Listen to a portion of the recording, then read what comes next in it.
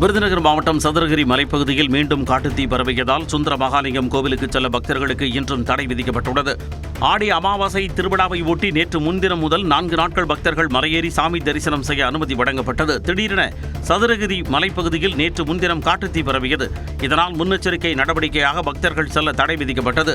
தீ கட்டுக்குள் வந்ததால் இன்று தானிப்பாறை வழியாக மட்டும் செல்ல அனுமதிக்கப்பட்டது. ஆனால் நேற்றிரவு 7 மணிக்கு மீண்டும் தீ பரவியதால் கோவிலுக்கு செல்ல பக்தர்களுக்கு இன்றும் தடை விதிக்கப்பட்டுள்ளது. கடலூர் மாவட்டம் வடலூரில் அருட்பிரகாச வள்ளலார் நிறுவிய சத்திய ஞான சபையில் ஆடிவாத பூச நட்சத்திரத்தையொட்டி ஜோதி தரிசனம் நடைபெற்றது.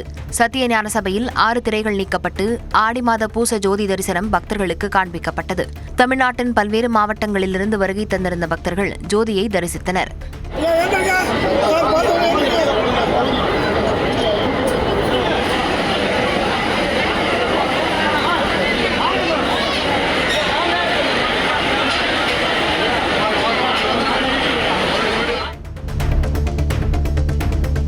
திருவள்ளூர், மணவாட நகர், பூண்டி, கடம்பத்தூர் உள்ளிட்ட சுற்றுவட்டார பகுதிகளில் மாலை அரை மணி நேரத்திற்கு மேலாக பரவலாக மழை பெய்து வெப்பத்தை தணித்தது. மழை நின்ற சில நிமிடங்களிலேயே மேகங்களை ஊடுருவி வந்த சூரிய ஒளியால் வானம், மரங்கள் மற்றும் கட்டடங்கள் முழுவதும் மஞ்சள் நிறமாக ஜொலித்து அழகான இயற்கை ஓவியம் போல் காட்சியளித்தது. இந்த ரம்யமான மாலை பொழுது பொதுமக்களின் கண்களுக்கு விருந்தாக அமைந்தது.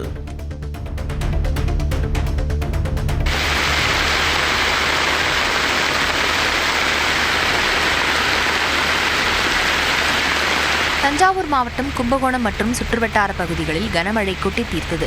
சுவாமிமலை, கருப்பூர், அரசூர், திருவிடைமருதூர், திருப்பரந்தாள், தாராசுரம் உள்ளிட்ட பல்வேறு பகுதிகளில் கனமழை பெய்தது. வெப்பம் தணிந்து குளிர்ச்சியான சூழல் நிலவியதால் பொதுமக்கள் மகிழ்ச்சியடைந்தனர்.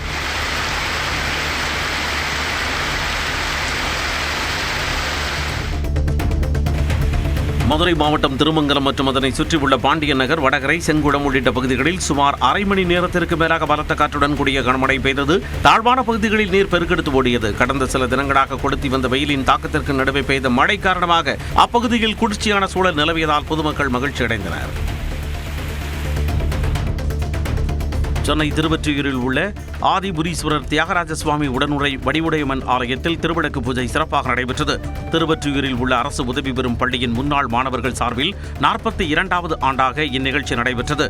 இதில் 108 பெண்கள் கலந்து கொண்டு பக்தியுடன் திருவிளக்குகளை ஏற்றி அம்மனை வழிபட்டனர்.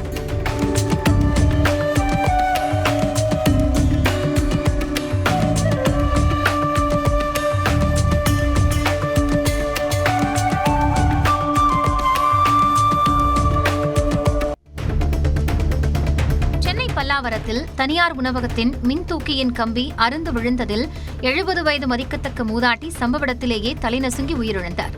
ஜிஎஸ்டி சாலையில் உள்ள யா மொஹைதீன் என்ற பிரியாணி கடையில் 3 ஆண்டுகளாக மும்தாஜ் பணியாற்றி வந்தார். அவர் தரைத்தளத்திலிருந்து மின்தூக்கி மூலமாக 3வது தளத்திற்கு சென்றார். அப்போது திடீரென மின்தூக்கியின் கம்பி அறுந்து விழுந்ததால் தலைநசுங்கி அவர் நிகழ்விடத்திலேயே உயிரிழந்தார். குளச்சல் தொகுதி காங்கிரஸ் எம்எல்ஏ தாரகை கத்பத் வெற்றியை எதிர்த்து தாக்கல் செய்யப்பட்ட தேர்தல் வழக்கை தள்ளுபடி செய்து சென்னை உயர்நீதிமன்றம் உத்தரவிட்டுள்ளது. குளச்சல் தொகுதியில் சிபிஐ எம்எல் கட்சி சார்பில் போட்டியிட்ட அந்தோணி முத்து உயர்நீதிமன்றத்தில் இந்த தேர்தல் வழக்கை தாக்கல் செய்திருந்தார். வாக்கு எண்ணிக்கையின் பொழுது முறைகேடு நடந்துள்ளதால் 8 வாக்குச்சாவடிகளில் ஒப்புகை சீட்டுகளை எண்ண வேண்டும் எனவும் அவர் சார்பில் வாதிடப்பட்டது. அப்பொழுது 7 நாட்களுக்குள் விண்ணப்பிக்காத நிலையில் ஒப்புகை சீட்டுகளை மீண்டும் எண்ண வேண்டும் என்று கோர முடியாது என்று தாரகை கத்பத் தரப்பில் வாதிடப்பட்டது. இதனையடுத்து வழக்கை தள்ளுபடி செய்து நீதிபதி உத்தரவிட்டார்.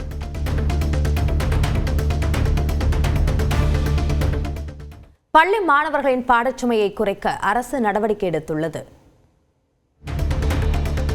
தமிழ்நாடு அரசின் புதிய பாடத்திட்டத்தில் தற்போதுள்ள புத்தகத்தின் சுமையில் 1/3 பங்கு குறைப்பதற்கான பணி தொடங்கப்பட்டுள்ளதாக இஸ்ரோ முன்னாள் விஞ்ஞானியும் தமிழ்நாடு அரசின் பள்ளிக்கல்வி பாடத்திட்ட வடிவமைப்பு குழு தலைவர் மயில்சாமி அண்ணாதுரை தெரிவித்தார். ஈரோட்டில் நடைபெற்ற 22வது புத்தக திருவிழா நிறைவு விழாவில் பங்கேற்று பேசிய அவர், புத்தகத்தின் எடை குறைவாக இருந்தால்தான் கற்றலின் இன்பத்தை உருவாக்க முடியும் என்று கூறினார். அந்த மனப்பாடம் செய்வதை தாண்டி சிந்தனை என்ற அந்த துளிர்களை துளிர்க்க வைக்க வேண்டும். அந்த துளிர்தான் நாளை விருட்சமாக வரையும் பொழுது அவன் என்னவாக மாறுகிறான் என்பதற்கு காரணமாக ஆறுவது அந்த சிந்தனை என்ற துளிர். அதை பள்ளிக்கூடத்திலே ஆரம்பிக்கப்பட வேண்டும். அதற்கு நாம் செய்யக்கூடிய புத்தகங்கள் ஒரு கருவாக இருக்க வேண்டும் என்பதை நாமக்கல்லில் நிலப்பிரச்சினை வழக்கை முடித்துக் கொடுக்க 30,000 ரூபாய் லஞ்சம் பெற்ற காவல் உதவி ஆய்வாளர் கையும் கடவுமாக கைது செய்யப்பட்டார். நடந்தை சாலப்பாளையம் பகுதியைச் சேர்ந்த சௌமியா ராஜுக்கும் முத்துசாமிக்கும் இடையே நில ஆக்கிரமிப்பு பிரச்சினை இருந்து வந்தது. இது தொடர்பான வழக்கில் சாதகமாக செயல்பட்ட சௌமியா ராஜிடம் நல்லூர் காவல் நிலைய உதவி ஆய்வாளர் பணம் கேட்டுள்ளார்.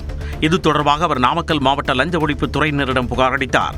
பின்னர் லஞ்ச ஒழிப்பு துறையினரின் அறிவுறுத்தலின்படி ரசாயனம் தடவிய பணத்தை சௌமியா ராஜ் கொடுத்துள்ளார். அதை உதவி ஆய்வாளர் கங்காதரன் வாங்கிய பொழுது மறைந்திருந்த லஞ்ச ஒழிப்பு துறையினர் அவரை கைது செய்தனர். சிவகாசியில் இன்று முதல் நடைபெறுவதாக இருந்த பட்டாசு உற்பத்தியாளர்களின் வேலை நிறுத்த போராட்டம் வாபஸ் பெறப்பட்டது. சிவகாசியில் அதிகாரிகள் நடத்திய ஆய்வின் போது விதிமுறைகளை மீறியதாக 200 பட்டாசு ஆலைகள் மூடப்பட்டன. இந்த ஆலைகளை சட்ட விதிகளுக்குட்பட்டு காலம் தாழ்த்தாமல் மீண்டும் திறக்க நடவடிக்கை எடுக்க வலியுறுத்தி இன்று முதல் காலவரையற்ற வேலை நிறுத்த போராட்டத்தில் ஈடுபட உள்ளதாக பட்டாசு உற்பத்தியாளர்கள் அறிவித்திருந்தனர். இந்நிலையில் பட்டாசு ஆலைகளுக்கு பிறப்பித்திருந்த தடை ஆணை உத்தரவு படிப்படியாக விலக்கிக் கொள்ளப்படும் என தெரிவிக்கப்பட்டதால் போராட்டம் வாபஸ் பெறப்பட்டது. மயிலாடுதுறை மாவட்டம் பெரம்பூர் காவல் நிலைய எல்லைக்குட்பட்ட கிராமங்களில் சாராயம் விற்பனை செய்யப்பட்ட வீடியோ வெளியாகி சர்ச்சையான நிலையில் காவல் உதவி ஆய்வாளர் பணியிட மாற்றம் செய்யப்பட்டுள்ளார். மங்கை நல்லூர் மற்றும் கோடங்குடி பகுதியில் புதுச்சேரியில் தயாரிக்கப்பட்ட சாராயம் விற்பனை செய்யப்பட்டது தொடர்பாக சாராய வியாபாரி கைது செய்யப்பட்டார். இந்த நிலையில் சட்டவிரோத மது விற்பனையை கண்காணித்து நடவடிக்கை எடுக்க தவறியதாக கூறி பெரம்பூர் உதவி ஆய்வாளர் முருகவேலை மணல்மேடு காவல் நிலையத்திற்கு மாற்றி SP ஸ்நேகப்பிரியா உத்தரவிட்டுள்ளார். அத்துடன் 10க்கும் மேற்பட்ட காவலர்களுக்கு உரிய விளக்கம் அளிக்குமாறு நோட்டீஸ் வழங்கப்பட்டுள்ளது. மயிலாடுதுறை மாவட்ட நூலகத்திற்கு திமுக தலைவர் மு க ஸ்டாலின் சார்பில் 4 லட்சம் ரூபாய் மதிப்புள்ள புத்தகங்கள் அன்பளிப்பாக வழங்கப்பட்டன. திமுக தலைவர் மு க ஸ்டாலினுக்கு பொதுமக்கள் வழங்கிய 1500 புத்தகங்களை குத்தாலம் முன்னாள் MLA குத்தாலம் அன்பழகன் கேட்டு பெற்று மாவட்ட நூலக அலுவலரிடம் வழங்கினார்.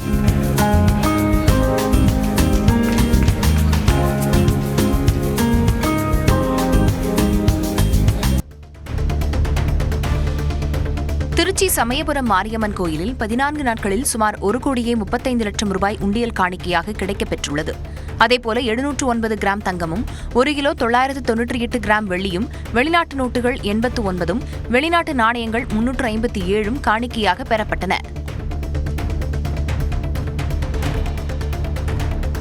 புதுக்கோட்டை மாவட்டம் ஆலங்குடி அருகே வீட்டில் சமையல் எரிவாயு சிலிண்டர் கசிந்து ஏற்பட்ட பயங்கர தீ விபத்தில் வீட்டில் இருந்த பொருட்கள் அனைத்தும் எரிந்து சாம்பலாகின. தீ மளமளவென பரவியதில் சமையல் அறை பொருட்கள், மளிகை பொருட்கள், ஃப்ரிட்ஜ் மற்றும் வீட்டு உபயோகப் பொருட்கள் அனைத்தும் முற்றிலுமாக எரிந்தன. தீயின் தீவிரத்தால் கான்கிரீட் சுவர்களின் சிமெண்ட் பூச்சிகள் பெயர்ந்து விழுந்து வீடு முழுவதும் புகை மண்டலமாக மாறியது. தகவல் அறிந்து சம்பவ இடத்திற்கு விரைந்த தீயணைப்புத் துறையினர் தீயை கட்டுக்குள் கொண்டு வந்தனர். கள்ளக்குறிச்சி மாவட்டம் உடுந்தூர்பேட்டையில் ஆகஸ்ட் 17ஆம் தேதி நடைபெறவுள்ள VCK மாநாட்டு இடத்தை விழுப்புரம் சரக DIG அருளரசு நேரில் ஆய்வு செய்தார். வாகன நிறுத்தம், போக்குவரத்து கட்டுப்பாடு, பெண்கள் மற்றும் குழந்தைகளுக்கான பாதுகாப்பு, குடிநீர் உள்ளிட்ட அடிப்படை வசதிகள் குறித்து ஆய்வு மேற்கொண்டார். ஆயிரக்கணக்கானோர் பங்கேற்க உள்ளதால் பாதுகாப்பு ஏற்பாடுகளை தீவிரப்படுத்த அதிகாரிகளுக்கு அறிவுறுத்தினார். தமிழ்நாடு சட்டப்பேரவை எதிர்க்கட்சித் தலைவர் உதயநிதி ஸ்டாலின் இன்னும் தீவிரமாக செயல்பட வேண்டும் என்று புதுச்சேரியைச் சேர்ந்த லட்சிய ஜனநாயக கட்சியின் நிறுவனர் ஜோஸ் சார்லஸ் மார்டன் கருத்து தெரிவித்துள்ளார்.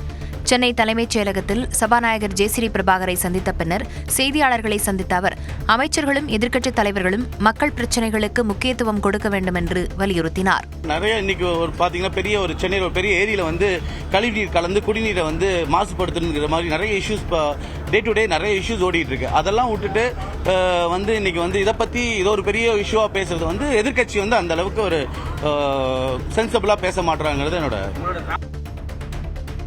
தமிழ்நாட்டின் பல்வேறு பகுதிகளிலும் போதைப்பொருள் தீயிட்டு அழிக்கப்பட்டன. தருமபுரி மாவட்டத்தில் பறிமுதல் செய்யப்பட்ட 2.25 கோடி ரூபாய் மதிப்புள்ள 22 டன் புகையிலை பொருட்கள் குடி தோண்டி புதைக்கப்பட்டன. வெளி மாநிலங்களில் இருந்து முறைகேடாக கடத்தி வரப்பட்ட இவை பறிமுதல் செய்யப்பட்டு பாதுகாப்பாக வைக்கப்பட்டிருந்தன. இந்நிலையில் நீதிமன்ற உத்தரவின் பேரில் அவற்றை அழிக்கும் நடவடிக்கை மேற்கொள்ளப்பட்டது. பொக்லைன் இயந்திரத்தின் உதவியுடன் குடி தோண்டி ரசாயன பொருட்கள் தூவப்பட்டு புகையிலை பொருட்கள் புதைக்கப்பட்டன.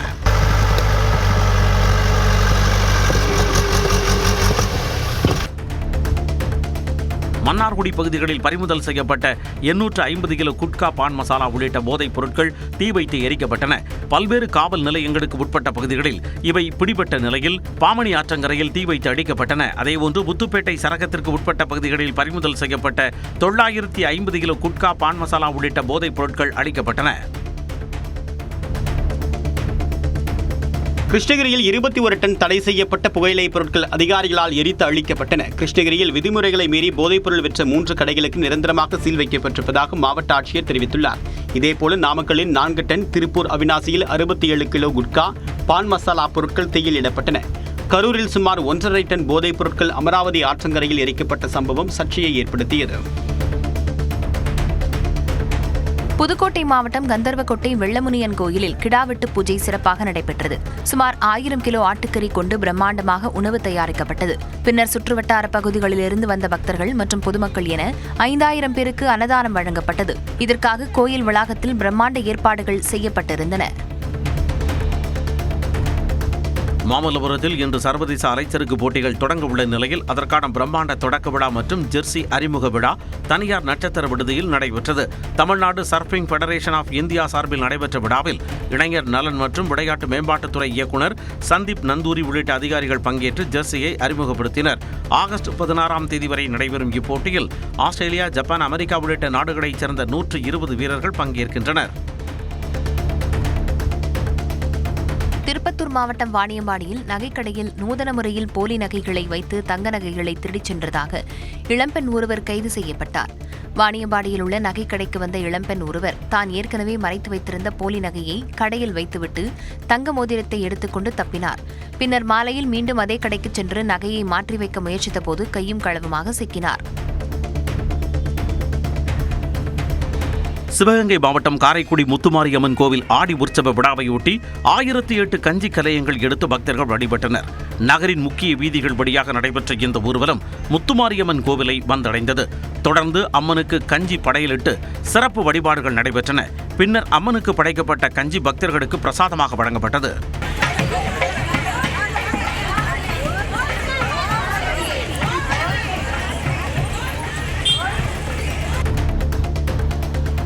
ஆடி மாத செவ்வாய்க்கிழமையை ஒட்டி காஞ்சிபுரம் குமரக்கோட்டம் முருகன் கோவிலில் வெள்ளித்தேர் உற்சவம் நடைபெற்றது. மேடதாளம், சிவ வாத்தியங்கள் ஒலிக்க வெள்ளித்தேரில் வள்ளி தெய்வானையுடன் சுப்பிரமணிய சுவாமி உலா வந்தார்.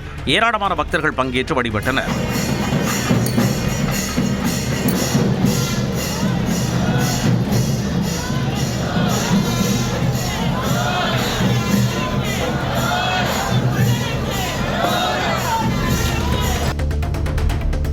கோவை மாவட்டம் கரடிமடை மற்றும் குப்பனூர் பகுதிகளில் விளைநிலங்களில் புகுந்து யானைகள் பயிர்களை சேதப்படுத்துவதாக விவசாயிகள் வேதனை தெரிவித்துள்ளனர். விவசாயிகள் தாங்களாகவே டிராக்டர் வாகனங்களின் என்ஜின் ஓசையை எழுப்பியும் சத்தமிட்டும் யானைகளை விரட்டி வருகின்றனர். பயிர்களை காப்பாற்ற இரவு நேரங்களில் தூக்கத்தை தொலைத்து தோட்டங்களிலேயே காவல் காத்தும் வருகின்றனர். வனத்துறையினர் உடனடி நடவடிக்கை எடுத்து யானைகளை வனப்பகுதிக்குள் விரட்ட வேண்டுமெனவும் பாதிக்கப்பட்ட விவசாயிகளுக்கு நிவாரணம் வழங்க வேண்டுமெனவும் கோரிக்கை எழுந்துள்ளது. தேனியில் முறையாக குடிநீர் விநியோகம் கோரி மக்கள் போராட்டத்தில் ஈடுபட்டனர். தேனி மாவட்டம் அல்லி நகரத்தில் 20 நாட்களாக முறையாக குடிநீர் விநியோகம் செய்யவில்லை என கூறி காலை குடங்களுடன் பெண்கள் சாலை மறியலில் ஈடுபட்டனர். குடிநீர் விநியோகம் தொடர்பாக நகராட்சி அலுவலகத்தில் புகார் அளித்தும் எந்தவித நடவடிக்கையும் எடுக்கவில்லை என்று கூறி இந்த போராட்டம் நடைபெற்றது. இதையடுத்து அவர்களிடம் பேச்சுவார்த்தை நடத்திய தேனி நகராட்சி நிர்வாகத்தினர் சீரான குடிநீர் விநியோகம் செய்வதற்கு உரிய நடவடிக்கை எடுக்கப்படும் என கூறியதை அடுத்து அவர்கள் கலைந்து சென்றனர்.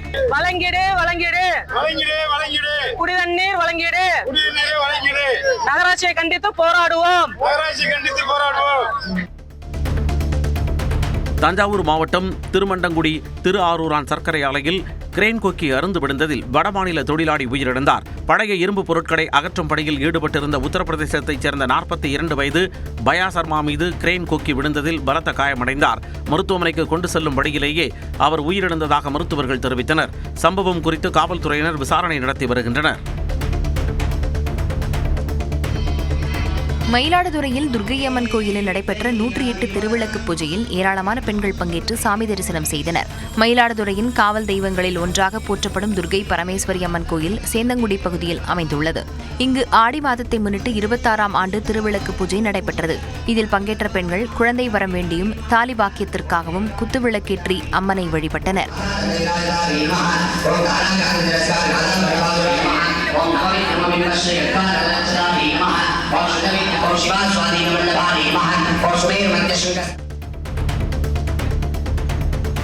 நீலகிரி மாவட்டம் கூடலூரில் யானைகள் நடமாடும் பகுதியில் மதுபோதையில் கிடந்த நபரை மீட்ட வனத்துறையினர் பாதுகாப்பாக வீட்டில் விட்டனர். கணியம்வயல் கிராமத்தில் அடிக்கற்றி திரிவதால் வனத்துறையினர் இரவு நேரத்தில் தொடர்ந்து ரோந்து பணியில் ஈடுபடுகின்றனர். அந்த வகையில் ரோந்து சென்ற வனத்துறையினர் மதுபோதையில் ஒருவர் செடிகளுக்கு நடுவே தூங்கிக் கொண்டிருப்பதை பார்த்து அவரை மீட்டு வீட்டிற்கு அழைத்துச் சென்று விட்டனர்.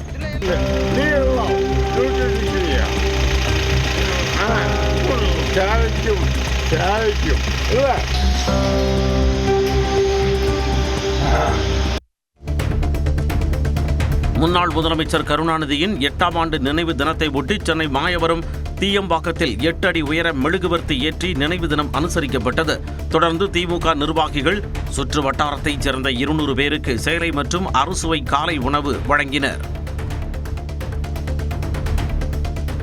சென்னையில் திருவொற்றியூர் மற்றும் அதன் சுற்றுவட்டார பகுதிகளில் மின்வெட்டு ஏற்படுவதால் பெரும் இன்னல்களுக்கு ஆளாவதாக பொதுமக்கள் வேதனை தெரிவித்துள்ளனர். மாலை மற்றும் இரவு நேரங்களில் அடிக்கடி மின்வெட்டு ஏற்படுவதால் தங்களுக்கான வீட்டு பாடத்தை முடிக்க முடியவில்லை என்று பள்ளி மாணவர்கள் கூறுகின்றனர். மேலும் இரவில் நீண்ட நேரம் மின்தடை ஏற்படுவதால் புழுக்கம் காரணமாக குழந்தைகள் தூங்க முடியாமல் அவதியுற்று வருவதாக தாய்மார்கள் தெரிவித்துள்ளனர். எனவே அசௌகரியத்தை தவிர்க்கும் வகையில் மின்சார வாரியம் உடனடியாக உரிய நடவடிக்கை எடுக்க வேண்டும் என்று வலியுறுத்தியுள்ளனர். திருவள்ளூர் மாவட்டம் திருத்தணியை அடுத்த சூரியநகர் ஊராட்சியைச் சேர்ந்த ஜெயபால் என்ற முதியவர் தனது விவசாய நிலத்திற்கு சென்றபொழுது விஷப்பாம்பு கடித்து மயக்கமடைந்தார். உடனடியாக மீட்கப்பட்ட அவர் திருத்தணி அரசு மருத்துவமனையில் முதல் உதவி பெறப்பட்டு மேல் சிகிச்சைக்காக திருவள்ளூர் அரசு மருத்துவமனையில் அனுமதிக்கப்பட்டார். அங்கு தீவிர சிகிச்சை பெற்று வந்த நிலையில் சிகிச்சை பலனின்றி உயிரிழந்தார். இச்சம்பவம் குறித்து காவல்துறையினர் விசாரணை நடத்தி வருகின்றனர். தஞ்சாவூர் ஆயுதப்படை மைதானத்தில் தனியார் மருத்துவமனைகளைச் சேர்ந்த 37 ஆம்புலன்ஸுகளை மாவட்ட ஆட்சியர் ரேவதி தலைமையில் அதிகாரிகள் ஆய்வு செய்தனர். ஸ்ட்ரெச்சர், ஆக்சிஜன் சிலிண்டர், ஆக்சிமீட்டர் உள்ளிட்ட உயிர்காக்கும் உபகரணங்கள் உள்ளனவா என சோதிக்கப்பட்டது. 34 ஆம்புலன்ஸுகள் முறையாக இருந்த நிலையில் உபகரணங்கள் குறைவாக இருந்த 3 ஆம்புலன்ஸுகளை தேவையானவற்றை பொருத்தி மீண்டும் ஆய்வுக்கு உட்படுத்த உத்தரவிடப்பட்டது. காவிரி விவகாரத்தில் தமிழ்நாட்டில் அனைத்துக் கட்சி கூட்டத்தை கூட்ட வேண்டும் என்பதே இந்திய கம்யூனிஸ்ட் கட்சியின் நிலைப்பாடு என்று அக்கட்சியின் மாநில செயலாளர் வீரபாண்டியன் தெரிவித்துள்ளார். மத்திய பாஜக அரசை கண்டித்து இந்திய கம்யூனிஸ்ட் கட்சி சார்பில் நாடு தழுவிய அளவில் மாற்றத்திற்கான நடைப்பயணம் நடைபெறுகிறது. இதில் சென்னை எம்ஜிஆர் நகரில் நடைப்பயண பரப்புரை இயக்கத்தை தொடங்கி வைத்து பேசிய வீரபாண்டியன் நாட்டின் இறையாண்மை ஒத்திசைவை பாதுகாக்க வேண்டும் என்று வலியுறுத்தினார். காவிரிக்கு அனைத்து கட்சி கூட்டம் கூட்டப்பட வேண்டும். அதேபோன்று மறுவரைக்கும் அனைத்து கட்சி கூட்டப்பட வேண்டும். முதல்வர் என்கிற முறையில் அவர் அத்தகைய கூட்டத்தை கூட்டுவது நல்லது. கட்சி அரசியலுக்கு அப்பால் தமிழ்நாட்டின் நலனுக்காக. சென்னையில் செயின் பறிப்பில் ஈடுபட்டவர் கைது செய்யப்பட்டார். சென்னை திருவல்லிக்கேணி பகுதியில் நடந்து சென்ற பெண்ணிடம் தங்கச்சங்கிலியை பறித்துச் சென்ற நபர் கைது செய்யப்பட்டார். சைதாப்பேட்டையைச் சேர்ந்த இளம் பெண் ஒருவர் சுவாமி சிவானந்தா சாலை வழியாக நடந்து சென்றபொழுது பின்னால் நடந்து வந்த ஒரு நபர் 1 சவரன் தங்கச்சங்கிலியை பறித்துக் கொண்டு ஓடினார். இது தொடர்பான விசாரணை மேற்கொண்ட காவல்துறையினர் அந்த நபரை கைது செய்து நகையை மீட்டனர். காஞ்சிபுரத்தில் அரிசி ஆலை உரிமையாளரின் மகனை கடத்தி பணம் கேட்டு மிரட்டிய கும்பலை காவல்துறையினர் கைது செய்தனர். ரவி என்பவர் பாக்குப்பேட்டை பகுதியில் அரிசி ஆலை நடத்தி வரும் நிலையில் அவரது மகன் சுரேந்தரை காரில் வந்த கும்பல் கடத்திச் சென்றது. அவரை விடுவிக்க வேண்டுமென்றால் 50 லட்சம் ரூபாய் தர வேண்டும் என தந்தை ரவியிடம் கேட்ட நிலையில் GPS உதவியுடன் மர்ம கும்பல் இருக்கும் இடத்தை கண்டறிந்த காவல்துறையினர் சுற்றி வளைத்து அவர்களை கைது செய்தனர். உதகை நகரின் மையப்பகுதியான வால்சம் சாலையில் அமைந்துள்ள அரசு மதுபான கடையை அகற்றக் கோரி பொதுமக்கள் போராட்டம் நடத்தினர். மது அருந்திவிட்டு வருபவர்களால் பெண்களுக்கும் பள்ளி மாணவ மாணவிகளுக்கும் இடையூறு ஏற்படுவதாக கூறி அதிருப்தியை வெளிப்படுத்தினர். கடையின் வெளியே அடுக்கி வைக்கப்பட்டிருந்த காலி மது பாட்டில் மூட்டைகளை சாலையின் நடுவே வைத்து மறியலில் ஈடுபட்டதால் பரபரப்பு ஏற்பட்டது.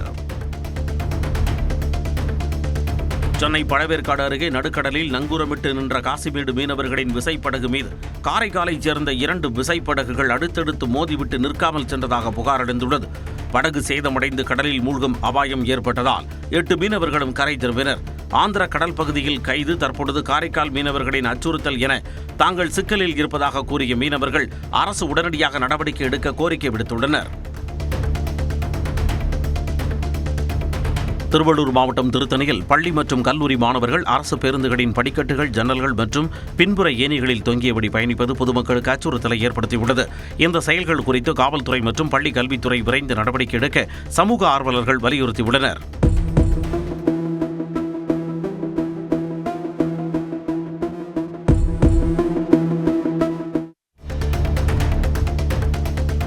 தூத்துக்குடி தருவைகுடத்தில் இருந்து விசைப்படகில் கடலுக்கு மீன்பிடிக்க சென்ற தாளமுத்து நகரைச் சேர்ந்த பனிமய ராஜா என்ற மீனவர் நடுக்கடலில் திடீரென மாயமானார். இதுகுறித்து கடலோர காவல் நிலையத்திற்கு தகவல் தெரிவிக்கப்பட்ட நிலையில் தருவைகுடத்தைச் சேர்ந்த மீனவர்கள் 3 விசைப்படகுகளில் நடுக்கடலுக்கு சென்று மாயமான மீனவரை தீவிரமாக தேடி வருகின்றனர். கோவை மாவட்டம் ஆலாந்துறை அருகே பாக்கு மற்றும் வாழை மரங்களை யானைகள் சேதப்படுத்தியதால் விவசாயிகள் அச்சத்தில் உள்ளனர். அறுவடைக்கு தயாராக இருந்த நிலையில் அவற்றை யானைகள் சேதப்படுத்தி சென்றதால் விவசாயிகள் வேதனையில் ஆழ்ந்துள்ளனர். வேட்டை தடுப்பு காவலர்களின் எண்ணிக்கையை வனத்துறை நிர்வாகம் அதிகரிக்க வேண்டும் என்றும் யானைகளை விளைநிலங்களுக்குள் நுழைவதற்கு முன்பாகவே விரட்ட வேண்டும் என்றும் விவசாயிகள் கோரிக்கை விடுத்துள்ளனர்.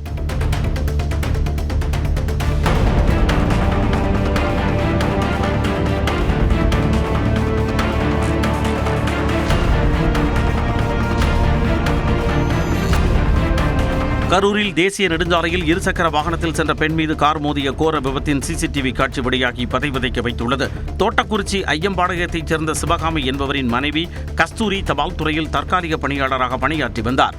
இவர் பணிபுரிந்து எலக்ட்ரிக் ஸ்கூட்டரில் வீடு திரும்பினார். அப்பொழுது சேலம் மாவட்டம் இச்சிப்பாளையத்தைச் சேர்ந்தவர்கள் வந்த கார் கட்டுப்பாட்டை இழந்து பைக் மீது மோதி பள்ளத்தில் கவிழ்ந்தது.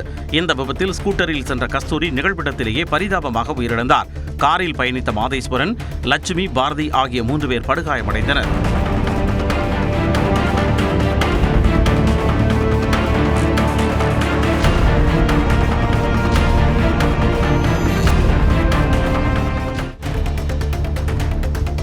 சென்னையில் அம்பத்தூர் பகுதியில் இளம்பெண் கழுத்தறுத்து கொடூரமாக கொலை செய்யப்பட்டதில் திடீர் திருப்பமாக அவரின் கணவரை கைது செய்யப்பட்டுள்ளார்.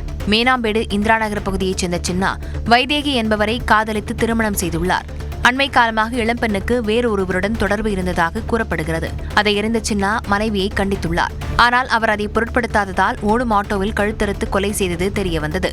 தப்பியோடிய சின்னாவை கைது செய்த காவல்துறையினர் தொடர்ந்து விசாரணை மேற்கொண்டு வருகின்றனர். புதுக்கோட்டை மாவட்டத்தில் கொடுக்கல் வாங்கல் பிரச்சனையில் இளைஞர் கொல்லப்பட்டார்.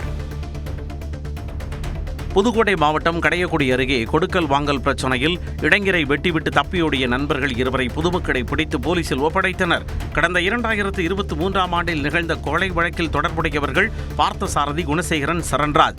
இதில் சரண்ராஜ் கடனாக வாங்கிய 3000 ரூபாயை திருப்பி கொடுக்காததால் அவரின் செல்போனை பார்த்தசாரதி பறித்துள்ளார். இது தொடர்பாக ஏற்பட்ட பிரச்சனையில் பார்த்தசாரதி தாக்கப்பட்டுள்ளார். இதுகுறித்து வழக்கு பதிவு செய்த காவல்துறையினர் குணசேகரன் மற்றும் சரண்ராஜை கைது செய்தனர். மயிலாடுதுறையில் ரயில் நிலைய முகப்பு பகுதியில் சுமார் 50 அடி உயரத்தில் வைக்கப்பட்டுள்ள பெயர் பலகை அருகில் தெருநாய் உலவிய சம்பவத்தால் பயணிகள் அதிர்ச்சி அடைந்தனர். இவ்வளவு உயரமான பகுதிக்கு நாய் எவ்வாறு ஏறி சென்றது என்று பலரும் கேள்விகளை எழுப்பியுள்ளனர். மேலும் ரயில் நிலைய வளாகம் மற்றும் நுழைவு வாயில் பகுதிகளில் ஏராளமான தெருநாய்கள் சுற்றித் திரிவதாகவும் பயணிகள் குற்றம் சாட்டியுள்ளனர். தெருநாய் தொல்லையை ரயில்வே நிர்வாகம் கட்டுப்படுத்த வேண்டும் எனவும் கோரிக்கை எழுந்துள்ளது. தேனி மாவட்டம் பெரியகுளத்தில் போதைக்காக தடை செய்யப்பட்ட மாத்திரைகளை பயன்படுத்திய இளைஞர் கைது செய்யப்பட்டார். நகராட்சி குப்பை கிடங்கு அருகே ரோந்து பணியில் ஈடுபட்டிருந்த காவல்துறையினரை கண்ட இளைஞர்கள் 2 2 தப்பியோடிய நிலையில் ஒருவர் சிக்கினார். அப்போது மேற்கொள்ளப்பட்ட விசாரணையில் அரசால் தடை செய்யப்பட்ட வலி நிவாரணி மாத்திரைகளை போதைக்காக பயன்படுத்தியது தெரிய வந்ததை அடுத்து அவர் கைது செய்யப்பட்டார். அவர் பயன்படுத்திய இருசக்கர வாகனம் மற்றும் தடை செய்யப்பட்ட வலி நிவாரணி மாத்திரைகள் கைப்பற்றப்பட்டன. சேலம் மாவட்டம் சங்ககிரியில் சிறுவர்களுக்கு போதை மாத்திரைகள் விற்பனை செய்ததாக 4 பேர் கைது செய்யப்பட்டனர். சங்ககிரி அருகே ராயலூர் ரோடு பகுதியில் சிறுவர்களுக்கு போதை மாத்திரைகள் விற்பனை செய்யப்படுவதாக கிடைத்த தகவலின் பேரில் காவல்துறையினர் மேற்கொண்ட ஆய்வில் இவர்கள் சிக்கினர். அவர்களிடம் இருந்து 12 போதை மாத்திரைகள் மற்றும் ஊசி பறிமுதல் செய்யப்பட்டது.